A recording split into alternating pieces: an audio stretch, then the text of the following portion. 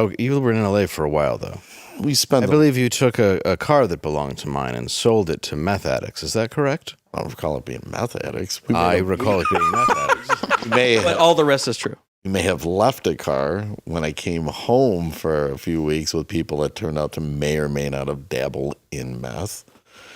I didn't even know what meth was. This isn't a deposition, Mike. You can just go ahead and say whatever the hell you want. It was in 2001. I didn't even know what meth was. That hadn't reached Michigan yet. So this was in San Diego. Yeah, it was a brand new. You had his car?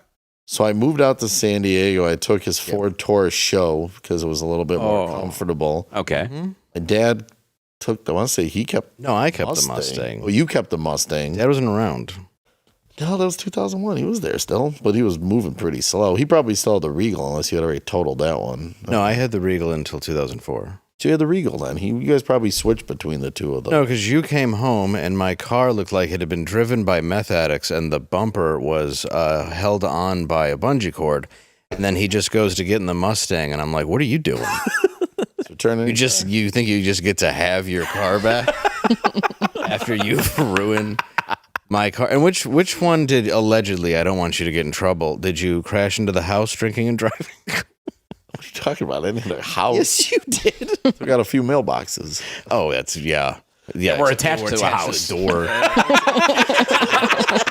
Just because you hit the mailbox first doesn't mean you didn't hit the house after that. I was worse. I just have David was the one that drove into our house almost at the...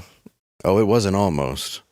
David. Oh, you mean when I was on acid? Yeah, my dad came down. You got arrested if you were out of the city for pretty much anything, and we got picked up, and they would just take you and call your parents to come pick you up. We had alcohol in the car, so David picked us up, and on the drive back, when we were driving back from the police station, and David was in there, my dad was pretty sick at that time in the front seat. David must have hit 17 curbs, and every time he hit a curb, my dad smacked him in the head.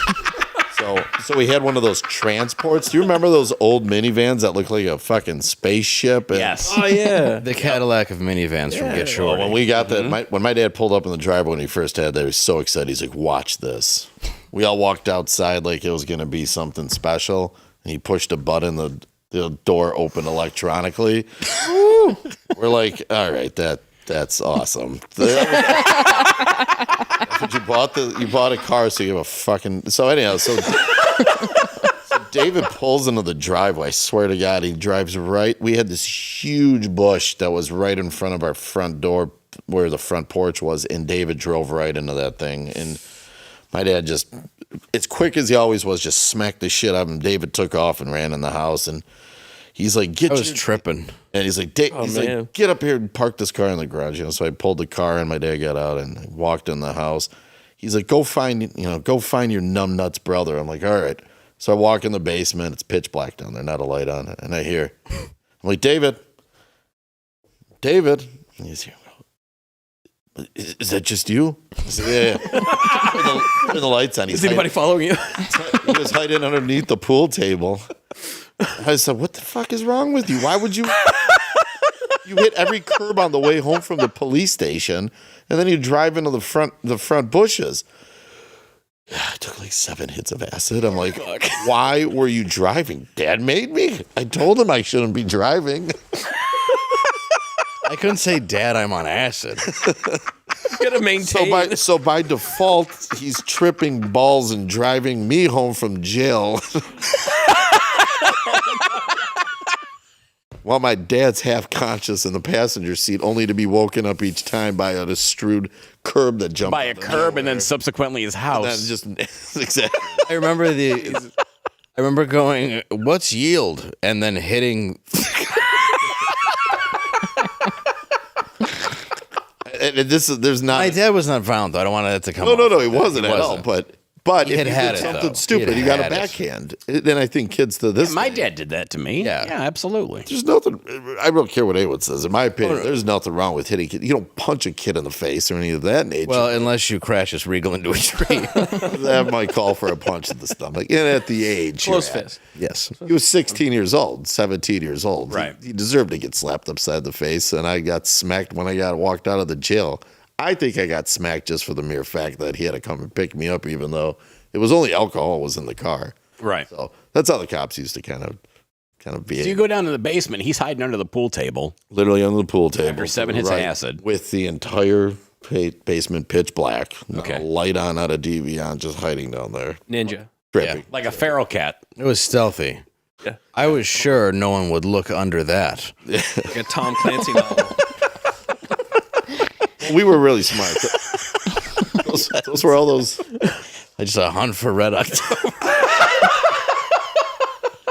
Hunt for Trippin' Dave. Yeah. We used to have those big wide legs at the bottom of the pool table that held it straight. They were at the width of the table. Oh, yeah. They'd be wide, and there was a hollow area between it. So that was a great place for us to throw all of our empty beer cans when we were in high school.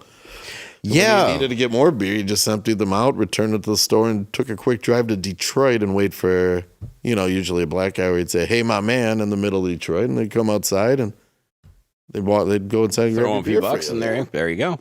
Well, it was also Spider with a Y who hung out at Piccadilly. Spider. Yep.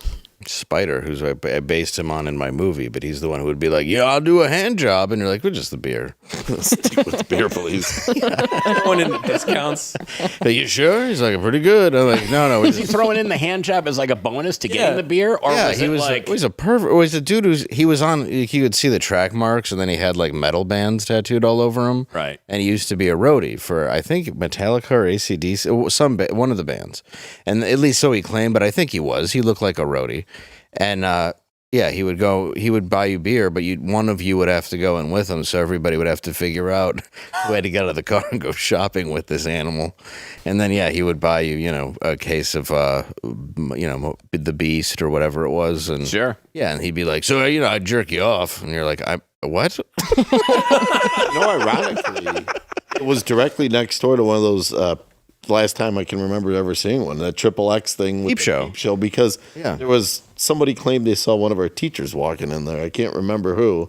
Me and Sean, every time that's a friend of mine, when we would pull through, if a guy was walking out of the Peep show, whoever was driving, the other person would lean out the window and go, "Pervert!" And the guy would like drop his shit and run to his car. I mean, this is the 90s. You didn't really know a lot about internet porn at that time. So, Right. Yeah, so it was a style peep of it. show. Yeah, it was a peep show next to where you could buy beer with Spider. And why wouldn't you? You could probably get sucked off at either place. Absolutely. Get aroused at the peep show and have Spider finish you off. It was on Famous. It was on 8 Mile.